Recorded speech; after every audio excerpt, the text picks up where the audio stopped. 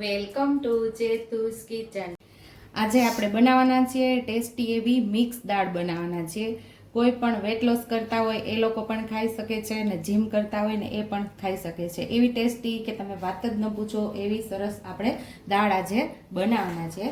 તો અહીંયા આપણે બધી જાતની ભેગી કરીને દાળ લીધી છે, બધી મિક્સ દાળ છે। અડદની દાળ છે, તુવેર દાળ છે, મસૂરની દાળ છે, મગની દાળ છે અને મગ છડી, બે જાતની મગની દાળ છે। બધી દાળ આપણે મિક્સ કરી લીધી છે અને એક વાટકી જેટલી લીધી છે અને આપણે કુકરમાં લઈ અને બાફવાની છે।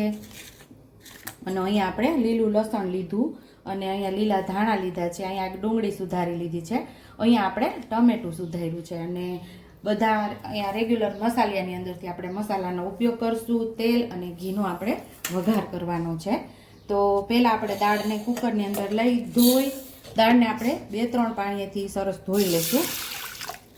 ધોઈને આપણે 4-5 સીટી વગાડી લેવાની છે। ધોઈને આપણે 3 થી 4 સીટી લઈ લેશું, કારણ કે આપણે પલાળી નથી, પલાળી હોય તો 2 સીટી કે 3 સીટીમાં ચડી જાય છે।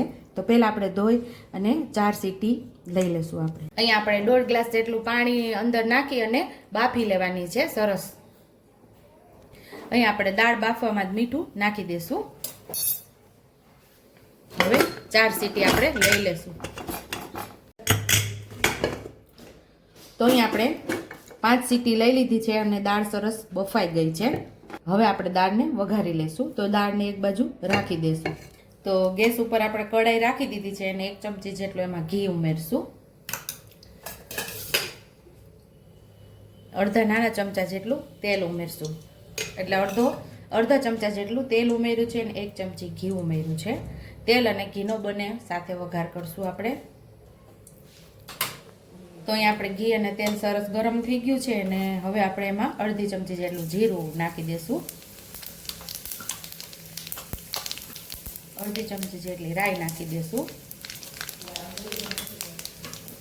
અને આપણે જે સૂકી ડુંગળી સુધારેલી એને વઘાર કરી દઈશું। એને પહેલાં આપણે સૂકી ડુંગળીનો વઘાર કરી દીધો છે। તમારી આગળ લીલી ડુંગળી હોય તો એ પણ તમે અહીંયા ઉપયોગમાં લઈ શકો છો। અહીંયા લીલું લસણ પણ અંદર નાખી દેવાનું છે, આદુ મરચાં પણ નાખી દઈશું।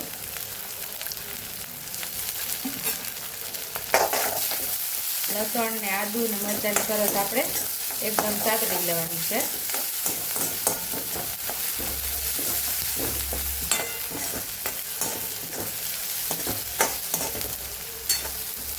તમારી પાસે લીલું લસણ ન હોય તો સૂકા લસણનો પણ ઉપયોગ કરી શકો છો। અહીંયા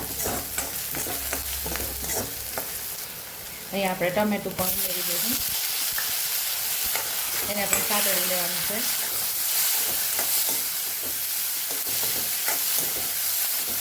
અહીંયા સાથે આપણે હળદર ઉમેરી દઈશું। આપણે બાફામાં ઉમેરતા ભૂલી ગયા હતા, અહીંયા ઉમેરી દઈશું આપણે।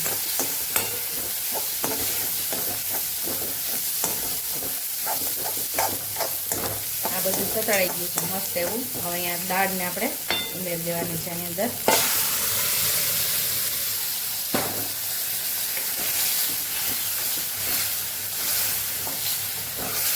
અહીંયા આપણે થોડુંક પાણી ઉમેરશું, કારણ કે આ હજી ઘાટી થશે, ઉકળશે ને એટલે।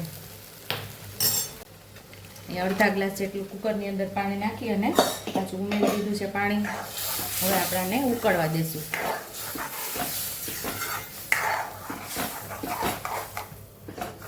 મીઠું તો આપણે બાફામાં જ નાખેલું, એટલે આપણે સ્વાદ મુજબ ચાખીને મીઠું ઉમેરવાનું છે।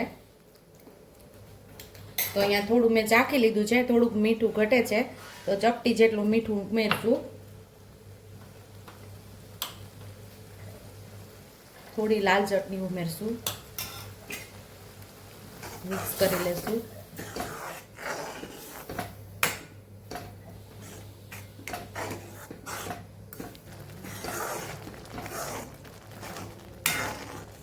આ દાળને તમે જે રીતે ઘાટીને આછી કરવી હોય એ રીતે તમે કરી શકો છો, પણ અમને આવી ઘાટી ફાવે છે એટલે આવી રીતે ઘાટી રોટલા સાથે ખાવાની ખૂબ મજા આવે છે, એટલે આવી ઘાટી દાળ બનાવેલી છે।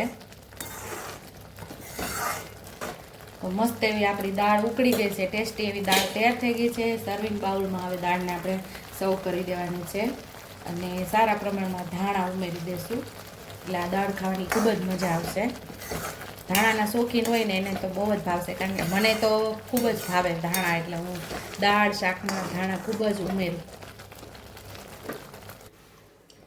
પ્રોટીનથી ભરપૂર એવી મિક્સ દાળ આપણી તૈયાર છે. જીમ કરતા હોય એ લોકો પણ ખાઈ શકે અને વેટ લોસ માટે તો ખાસ ખાઈ શકે. રોટલા અને જુવારના રોટલા સાથે તો આ દાળ ખાવાની ખૂબ જ મજા આવે છે.